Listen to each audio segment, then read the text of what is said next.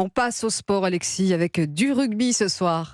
Dernier match de préparation du 15 de France avant la Coupe du Monde qui débute dans 3 semaines à peine. Et après 2 sorties mitigées face à l'Écosse, une victoire et une défaite, les Bleus accueillent les Fidji à Nantes.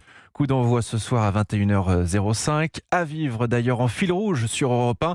Ce sera le premier match des Français sans Romain Ntamak, blessé au genou et forfait pour cette Coupe du Monde.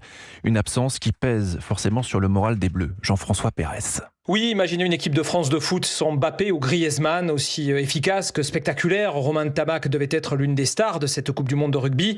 Le manager général du 15 de France, Raphaël Ibanez, lui a rendu un vibrant hommage sportif et humain avant ce match face aux Fidji. Romain, un élément essentiel de l'équipe depuis maintenant près de 4 ans, voire plus. Un joueur extraordinaire. On l'a retrouvé au bord du terrain, on l'a retrouvé souriant, plutôt détendu, très clair aussi sur ses objectifs futurs. On est là aussi pour l'accompagner, mais c'est lui en fait qui va accompagner le groupe. Il est le bienvenu quand il le souhaitera. Le Toulousain sera remplacé ce soir à l'ouverture par le Rochelais Antoine Astoy, dans une charnière en forme de laboratoire avec le Bordelais Maxime Lucu à la mêlée. Antoine Dupont et la quasi-totalité des titulaires de samedi dernier ont été mis au repos ou soignent leurs blessures, comme le pilier Cyril Baille, dans un stade de la Beaujoire qui sera à guichet fermé et face à une opposition fidjienne redoutable. Ce sera l'ultime occasion pour les habituels remplaçants de briller et de semer le doute dans l'esprit du staff des Bleus. Lundi, à 13h, le sélectionneur Fabien Galtier annoncera la liste quasi définitive des 33 Bleus qui défendront les couleurs de la France à partir du 8 septembre à la conquête d'une première Coupe du Monde.